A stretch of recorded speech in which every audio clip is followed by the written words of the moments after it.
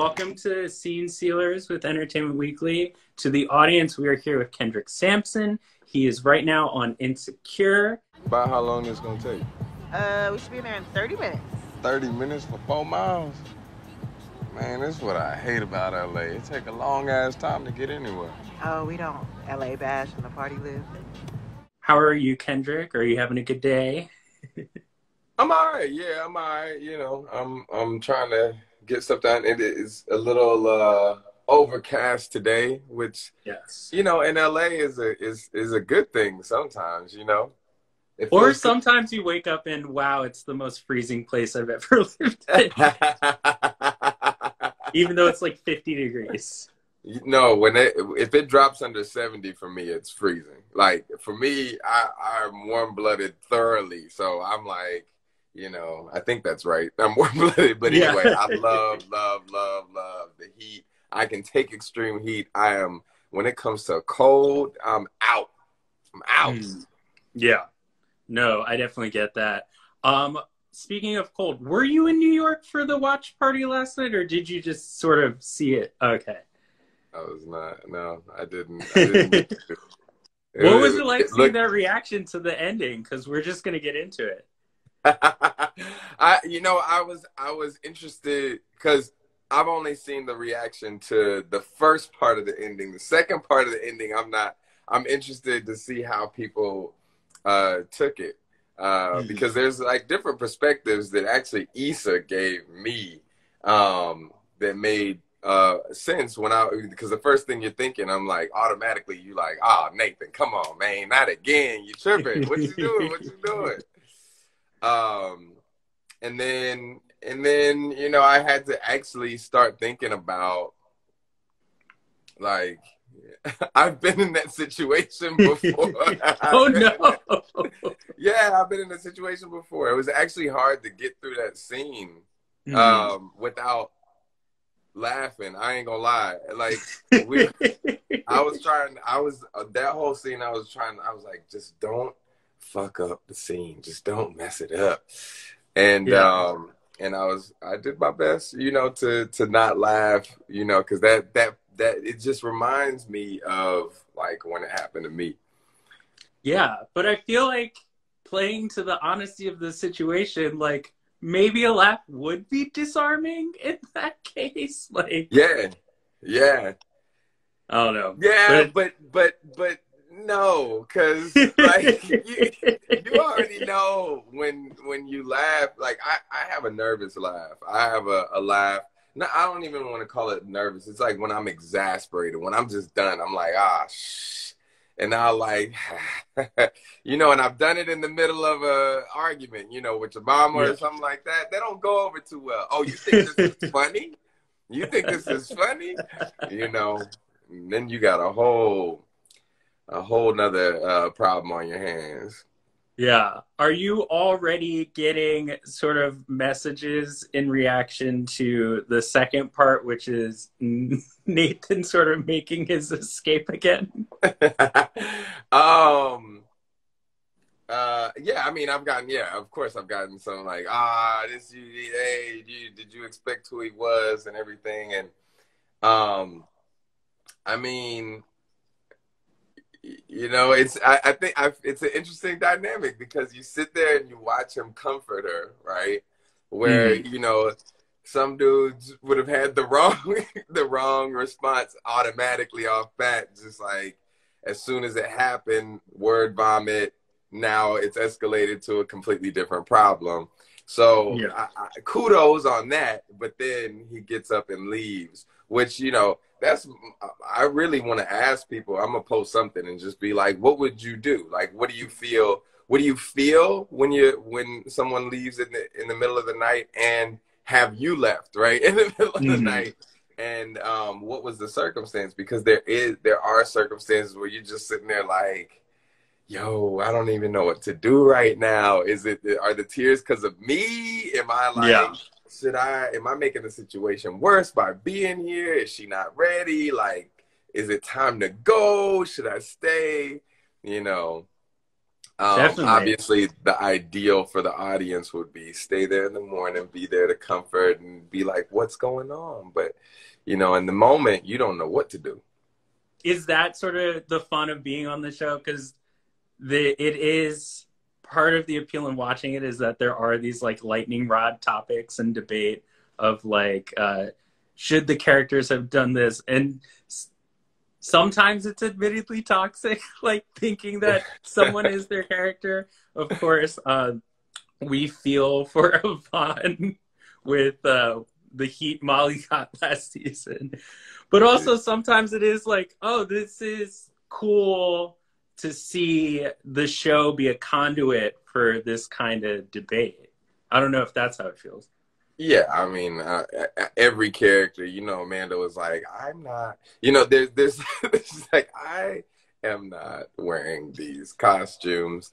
You know, the character is, so, yeah, obviously, you know, I've been yelled at airports and like on the street and stuff like that. But today, for this episode, I'm not sure what, I haven't tested the temperature outside yet, you know, to feel, you know, who's throwing donuts and stuff at me. But I think that there is a little bit more context with this one, which makes people even either more skeptical, less trusting, or more understanding.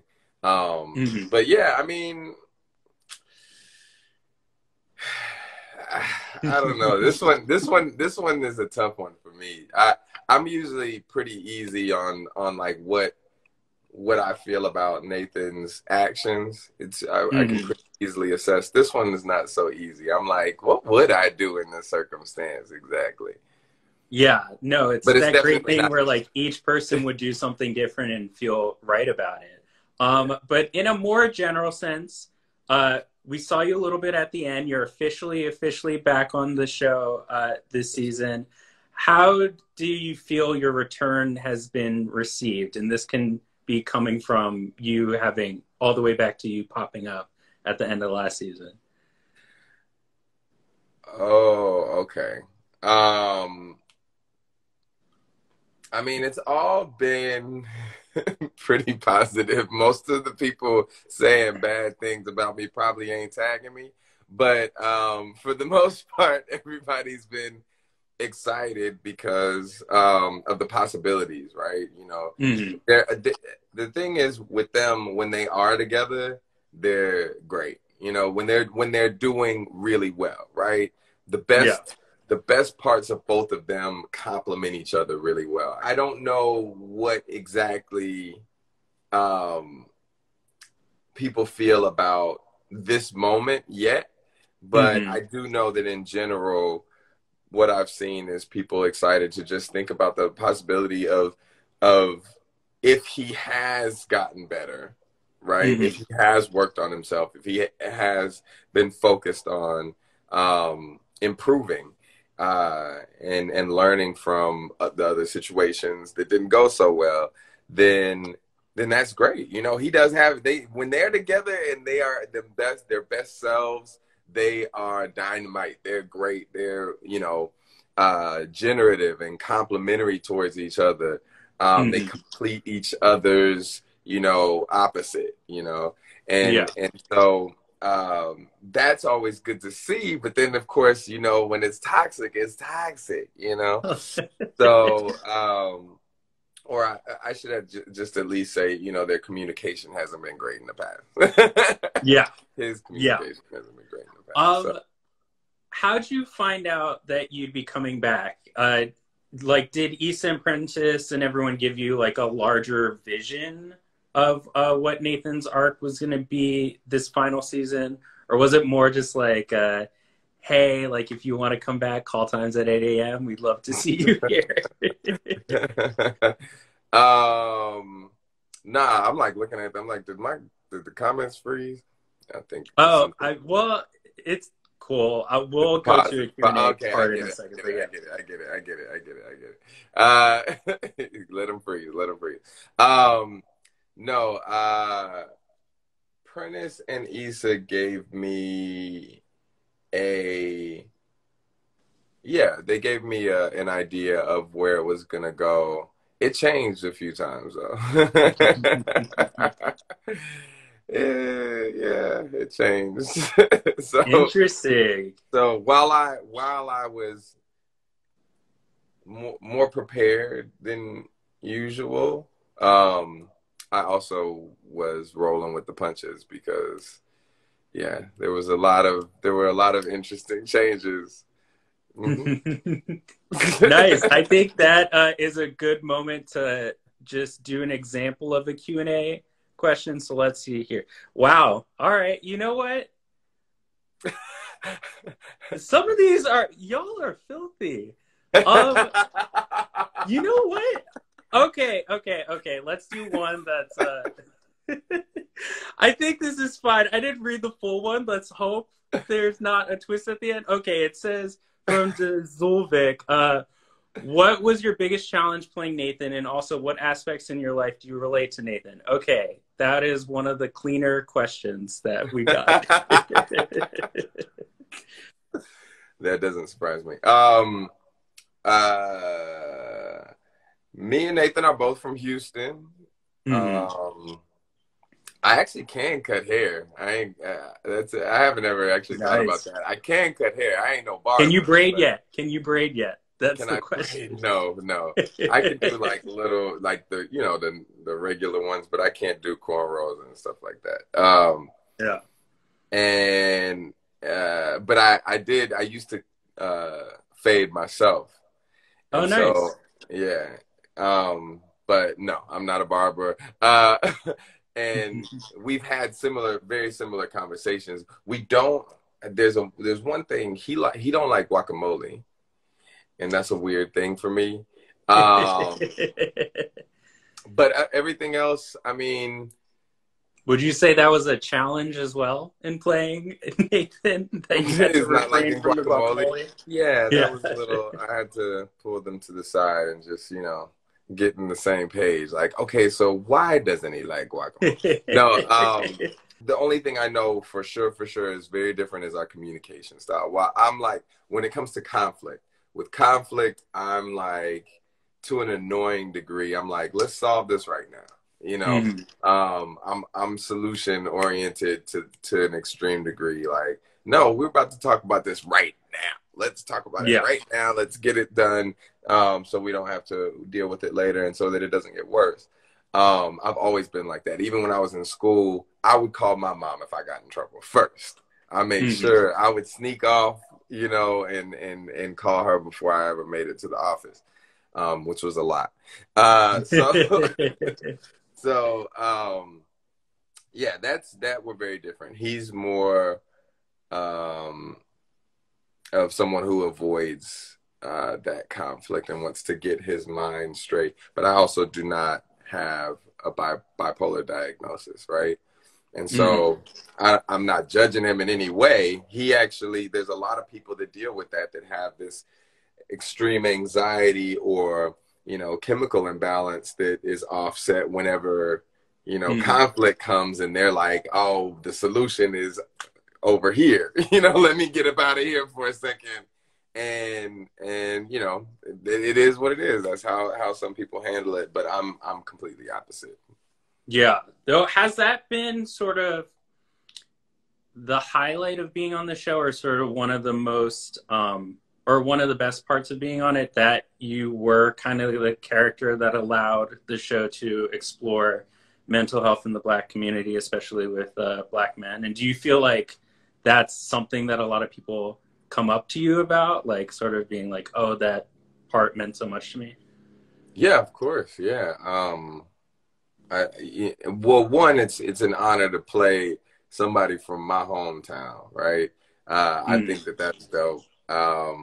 That's one of my favorite parts of it. But also, I've always been super passionate about mental health, and a lot of that came from watching my brother's journey go through Mm. diagnosis and misdiagnosis, and different trial and error through different medicines, and how hard that can be, Mm. especially for a young Black boy. So watching him go through that and my own mental health struggle with like really severe anxiety and other people in my family that have schizophrenia and, you know, a very large array of different mental health issues.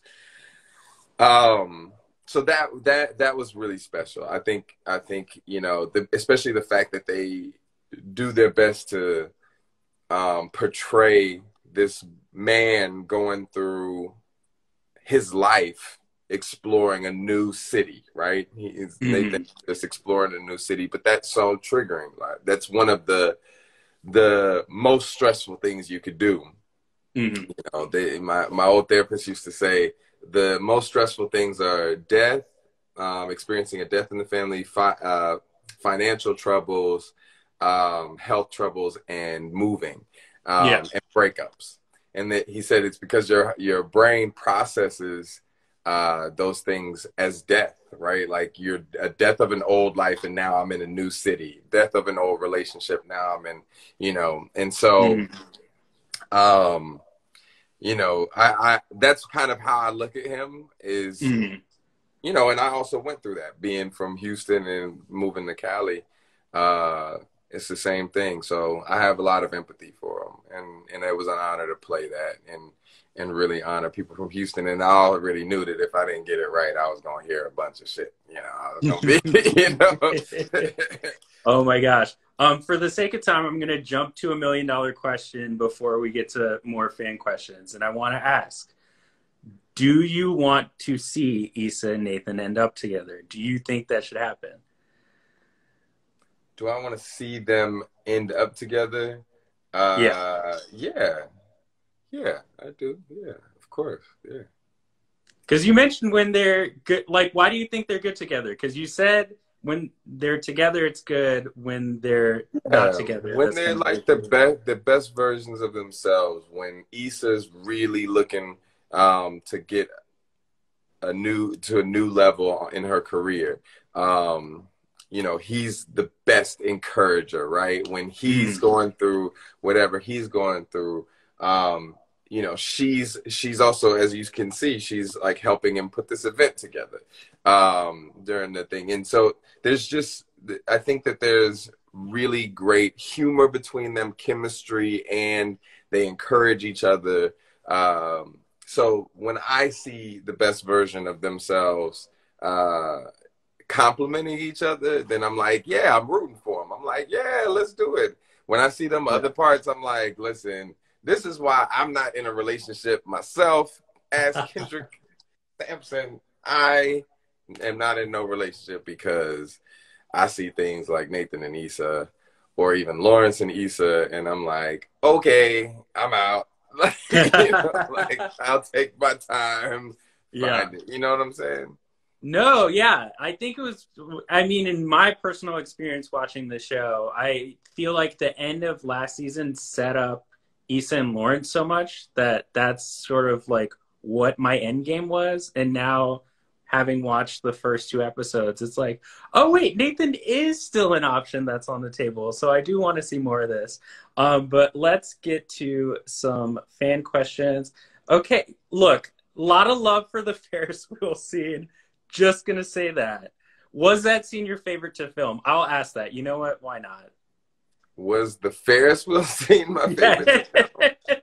It was one of my favorites to film. It was actually really dope. Millicent was the director, and she and we actually had already filmed out in the fields the big stuff, right? In I think Encino or something like that.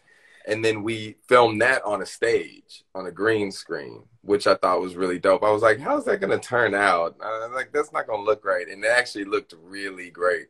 I mean, that's interesting. I'm happy. You know what? I'm happy I asked because I did not think. Yeah, we were on a green screen. But, I mean, we were lifted in the air, but we were on a green screen on a stage. And you know, it was there was some choreography involved, and stuff, so it was fun. It was fun. And I imagine that was like a particularly fun episode to shoot. Oh yeah. Coachella episode, that was Yeah. a wild experience.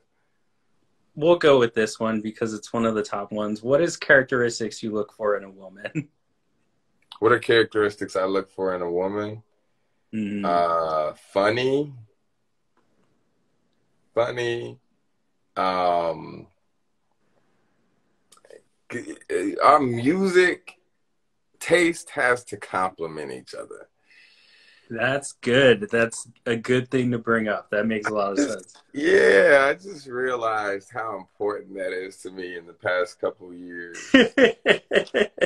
I was like, our music taste has. Are there any artists, you got to give the audience a chance, are there any artists that they should be up on to help with that?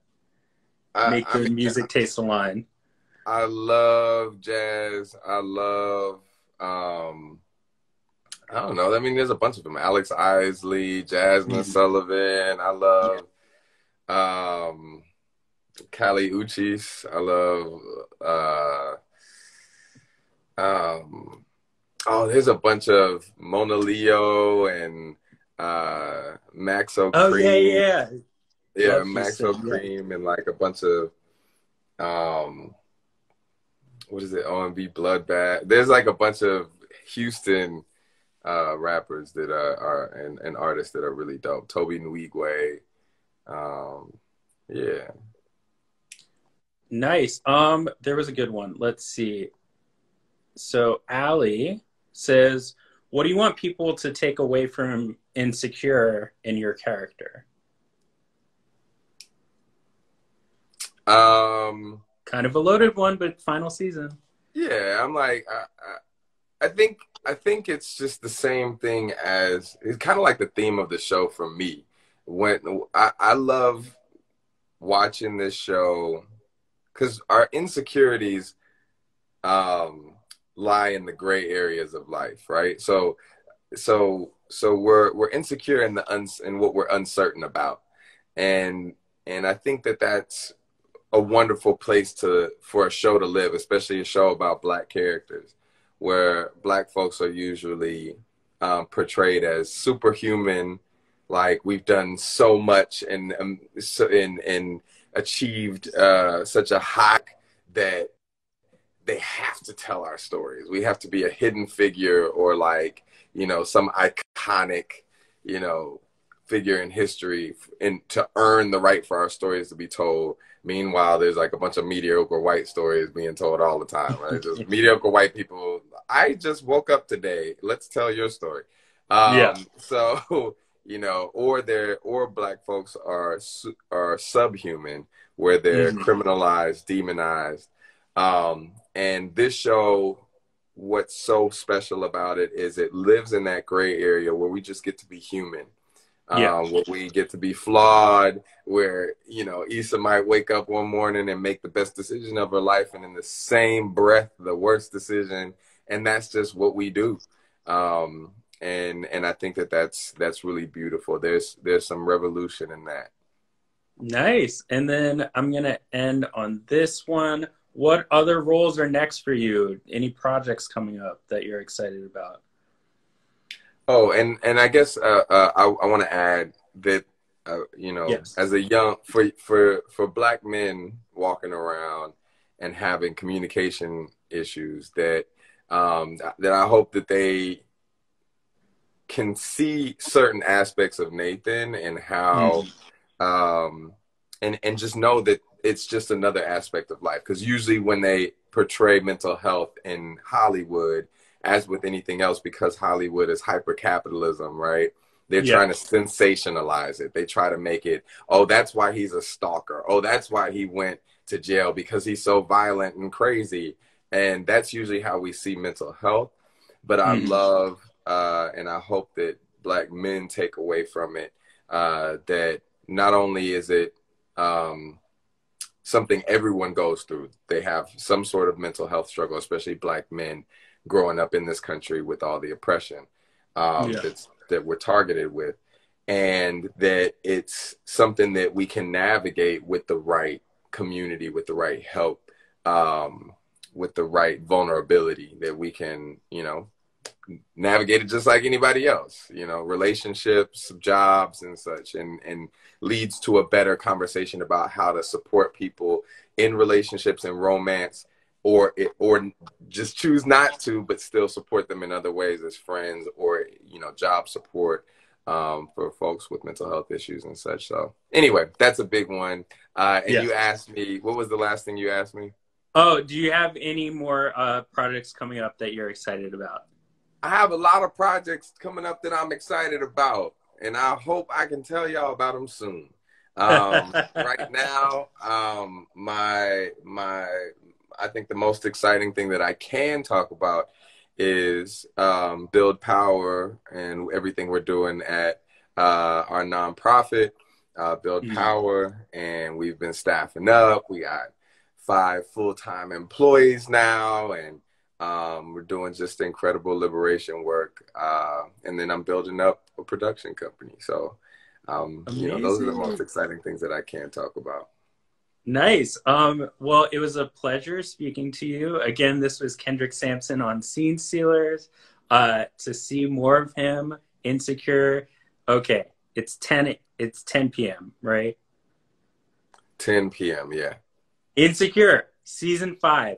10 p.m. on Sundays on HBO, HBO Max, wherever you get your HBO. Once again, it was a pleasure to talk to you. I'm excited for the rest of this season. I hope to see you on more of it. Hopefully things don't end with tears in your mouth. And that's the end of it. I hope so too. All right. Thank you. Nice talking to you. Nice talking to you too. See you later. And thanks everyone for the questions, as dirty as they were.